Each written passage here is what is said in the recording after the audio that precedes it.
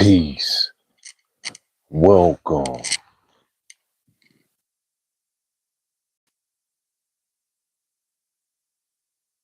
Welcome to the YouTube live book reading of The African Origin of Civilization, Myth or Reality by Dr. Cheikh Anta and translated and edited by Mercer Cook. And I'm your moderator and narrator, Uriel Riley. Divine Rising. And I wish you had a wonderful rest last night. Wow. We went to the sky blue cloud and so beautiful. It was very peaceful and we got a lot of work done. Wrote a few poems as well. So wish you've enjoyed that time in the sky blue cloud.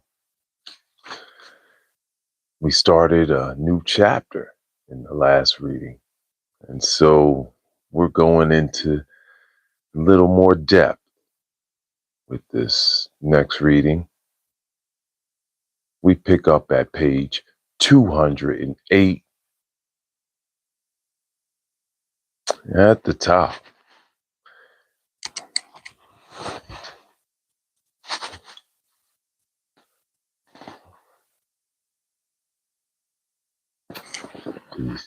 Peace, YouTube. Divine Rising. All right, here we go. We will pick up at page 208 at the top. The second cycle. The Middle Kingdom. So this is B. Second cycle. The Middle Kingdom. The second cycle of Egyptian history covers the period from the 6th to the 20th dynasty. In the course of the 6th dynasty, Memphis, the capital, was sacked by the rebels. After that dynasty, royalty gradually took refuge in its less accessible southern homeland. This happened repeatedly in Egyptian annals.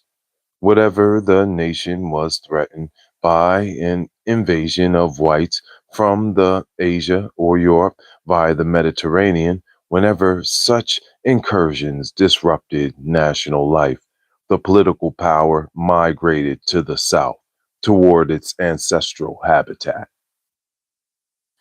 Inevitably, salvation, in other words, the reconquest of the political power, reunification, and national rebirth were achieved through the efforts of the legitimate Black dynasties indigenous to the South.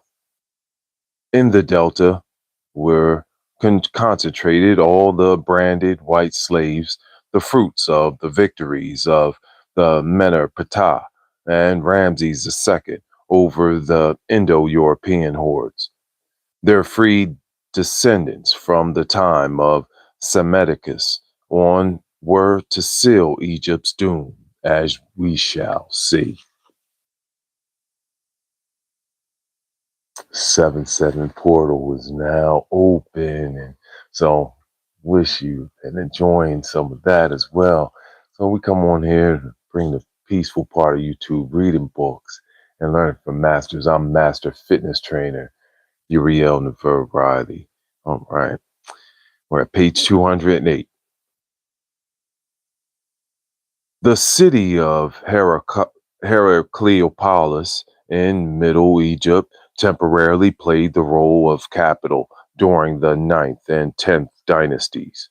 There were parallel reigns throughout that period of anarchy. In Upper Egypt, the city of Thebes never failed to act as a guardian of tradition and legitimacy. Its princes founded the 11th dynasty, which immediately undertook national reconstruction.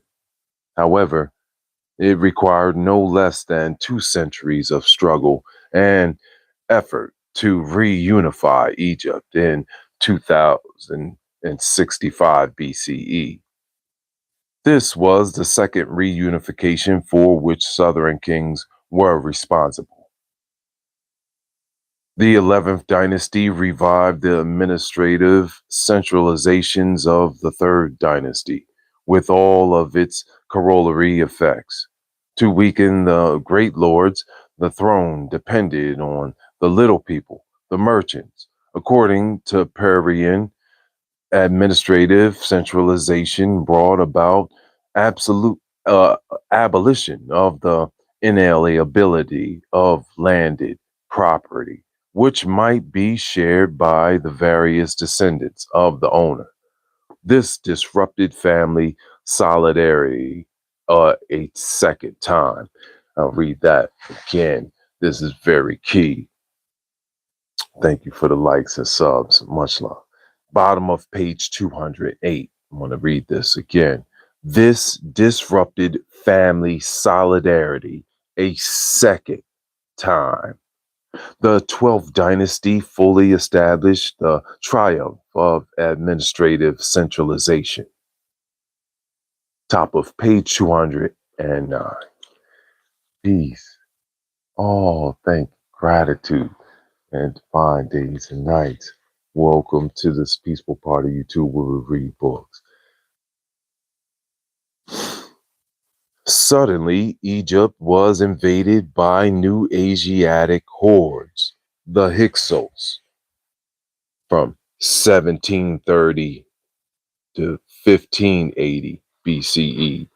They presumably introduced war chariots and the horse into the country. In reality, they occupied only the eastern region of the Delta, with Avaris as their capital. Their barbarism was indescribable. The Theban kings continued to reign in Upper Egypt, where royalty again found asylum. See, they always went back south whenever these wars and stuff started to happen because that was familiar to them as well as they had protection. So that's why they kept going back to Upper Egypt when the different invasions were coming in.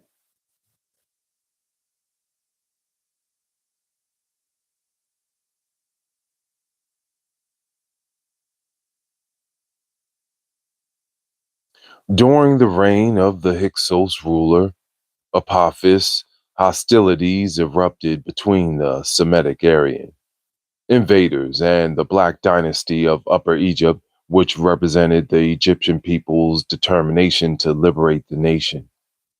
Mobilizing the country under its authority, it expelled the Hyksos in 1580 BCE and reunified Egypt for the third time with the founding of the glorious 18th dynasty under Queen Hatshepsut. In the eyes of the Egyptian nation, she personified monarchical legitimacy.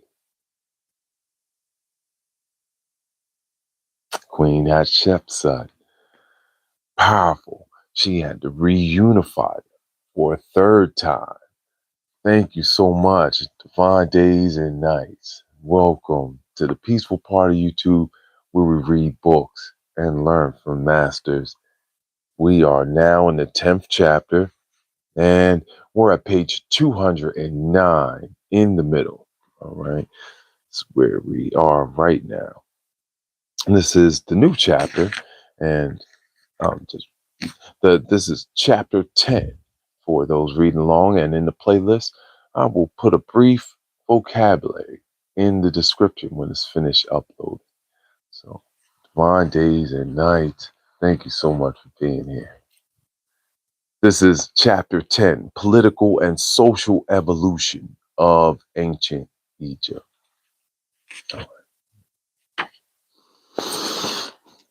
On the death of Queen Hatshepsut, the great reign of the 18th dynasty began under Thutmose III, that other outstanding southern monarch, whose mother was a Sudanese Nubian.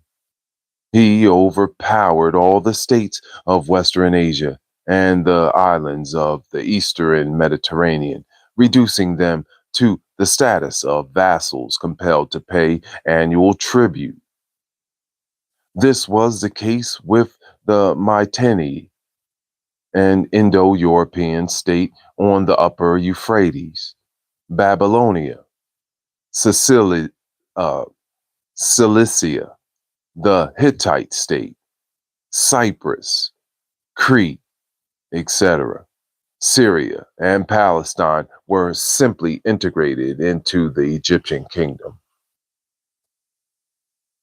It was at this time that, according to Herodotus, the garrison, which would become the Colchians, was stationed on the shores of the Black Sea. But this seems questionable. In any case, Egypt was then the foremost technical military and imperial power in the world. Foreign vassal rulers vied with each other in submissiveness. Each tried to use the most obsequious formulas in addressing the pharaoh. I am your footstool. I lick the dust from your sandals. You are my son. A of that wow. You are my son. A Syrian vassal wrote to Amenophis the Fourth. After the 18th dynasty, the Egyptians acquired the habit of holding as hostages the sons of vassal rulers of Asia and the Mediterranean, training them in the pharaoh's court in the hope that they might later govern their own countries as good vassals. This was one of several causes of the extensive, profound, and almost exclusively Egyptian influence on Western Asia and the Mediterranean. Like the Third Dynasty, the 18th promoted administrative centralization. Administrative posts again ceased to be hereditary. According to Perrine, even in the priestly domain, property again became alienable. The family was dislocated anew by the disappearance of the right of the eldest son, the power of the husband, and paternal authority. The regime, the regimen of written contracts sanctioned by royal registry, income tax, and written and scholarly red tape returned. Chapter 1 of Perrine, page 20. Naturally, we could expect Egyptologists to criticize Perrine. His book is the most important post war synthesis of the mysterious history of Egypt. By no stretch of the imagination could such a work on so delicate and difficult a subject fail to be criticizable. Nevertheless, his volume brings rationality to a subject too often treated in a way to defy human reason. With Perini, the first elements of rational explanation of the political, economical, and social history of Egypt make their appearance. In reality, the basic contradictions in the Asiatic economic system were sufficiently developed in Egypt for the germs of dissolution to be visible. Though the land might be the property of the pharaoh, the people had enough free access to it to continue their economic activity. It had become alienable. An individual could bequeath or sell it. Thus, the collective aspect of land ownership had become extremely theoretical. On the other hand, the state collected taxes shrewdly assessed, but everyone worked for himself, except for the conquered Indo Europeans. systematically enslaved and branded to prevent their escape. Egypt, unlike Greco Roman and feudal societies, had no servile labor force. We're at the middle of page 210 in this 44th read. And like you said, now the 7-7 portal is open. So we'll be doing a meditation in there. Well, thank you so much. Starway Healing. Oh, man. Gratitude in highest heart love, keeping us in harmony. So grateful and thankful. Yeah. As well as Yellow Brick Cinema as well. Thank you. Thank you, Yellow Brick.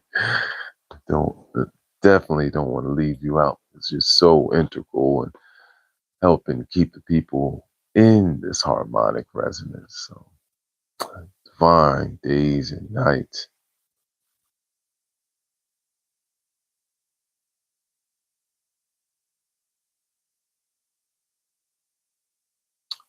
All right. Down at the bottom of page 210.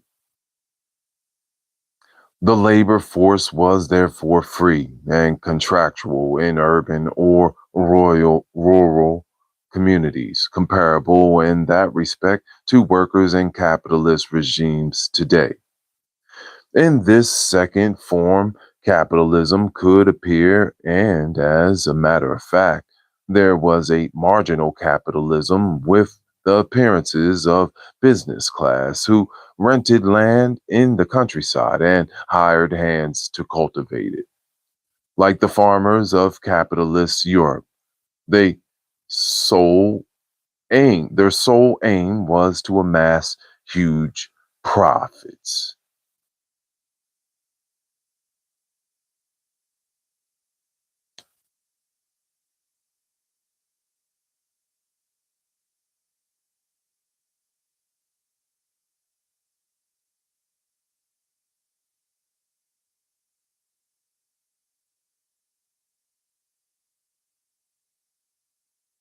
The same business practices were carried on in those cities: interest bearing loans, renting or subletting personal property or real estate for the purpose of financial speculation. Apparently, the only safeguard to prevent these practices from developing into a strong capitalism was the practically inalienable liberty of the Egyptian citizen. This was a special, basic feature of the judicial organization and the Egyptian ethical code. Mm. Let's put a pin right here just because I want to say this. Give this gem. As you said.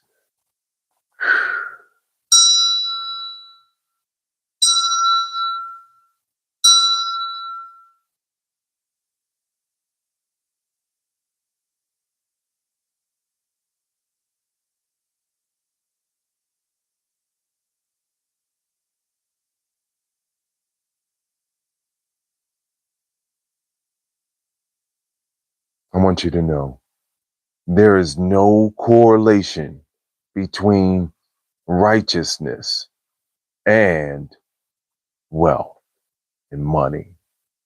There's no correlation. Like I've told you before, there's no one more divine than me. There's no one more divine than you. And how much money you have or how much wealth you've accumulated has nothing to do with your righteousness and divinity. It has nothing to do with it. If anything, it might subtract from your honor, accumulating too much and not being able to give to others, and hoarding, selfishness. It's the complete opposite of righteousness. So, being honorable and righteous, we're grateful for all that we have. in all that's coming to us, because we know we'll be able to give out more. See? That's honor. That's why we want to show love and respect, because this magnifies our honor. We don't want to do things, and we want to refrain from doing things that take away from your honor. All right. And make that. Thank you so much, Tank. Highest heart love. Divine days and nights. And welcome to the Peaceful Part of YouTube, where we read books and learn from masters. We're down at the bottom of page 210 in this 10th chapter. All right. After that, gem had to be said.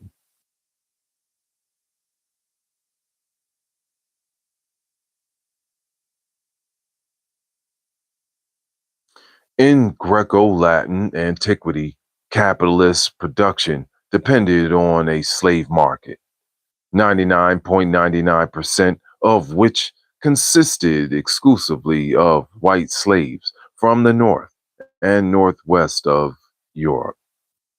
Etymologically, slave derives from Slav. In the Middle Ages, the master had power of life and death over the slave. During the European capitalist period, it has been shown, especially in England, how the state favored the subjugation of the people by the industrial middle class, to the great satisfaction of nascent capitalism peasants whose lands were confiscated and who no longer had anything but their labor to sell in the cities, as well as all the unemployed, whose numbers both delighted and disturbed the bosses of bourgeoisie businesses, were reduced to the level of convicts or of branded slaves.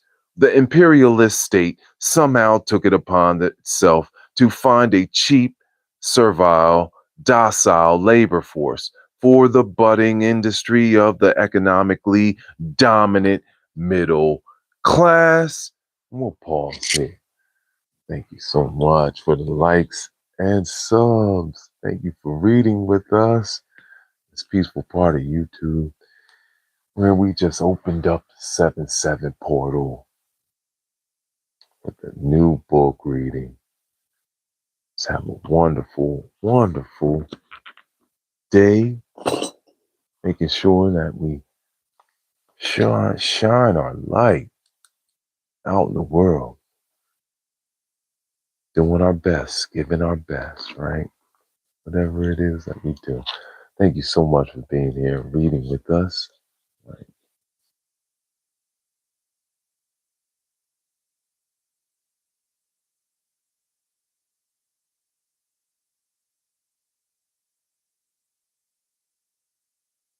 Awesome, awesome, awesome. When we reconvene with the African origin of civilization, myth, or reality by Dr. Cheikh Anta and edited and translated by Mercer Cook. Thank you so much for reading with us. Let's have a glass of love water in honor of our friends and families whose solar return it is, right? As well as for those that have elevated. Oh, thank you, sis. Thank you, highest heartlet. Thank you for being here and reading with us. Let's have a glass of love water in honor of our friends and families' soul returns, as well as those that have elevated in our world. Show them honor. Tell them I love you. Love you.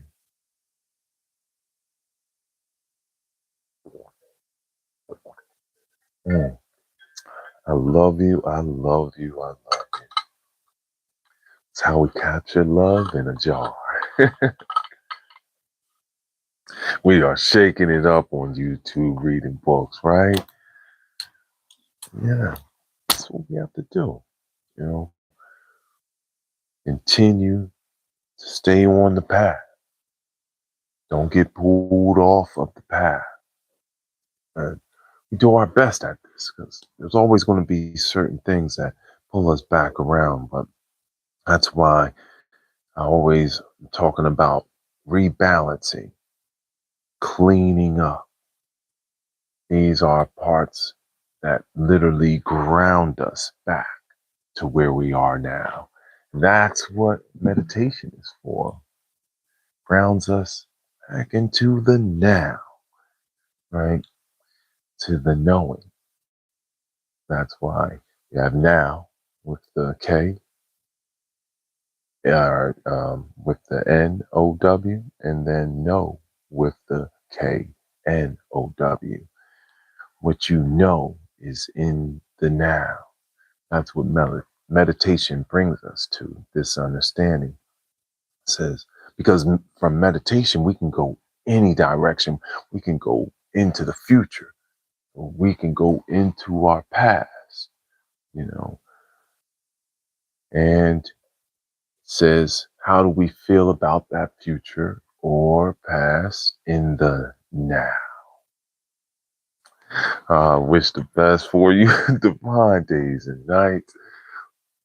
We really are, right? Awesome. Thank you so much.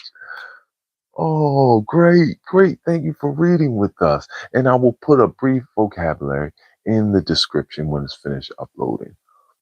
Divine days and nights. Let's sing I love you to our friends and family as we shine this light to the north, east, south, and west, right?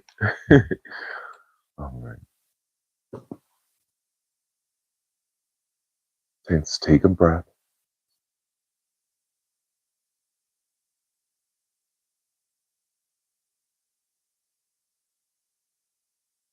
All right. Here we go. Ay, ay, ay, ay, ay. Love, love, love, love you. Ay, ay, ay, ay, ay, ay, ay. Love, love, love, love. You.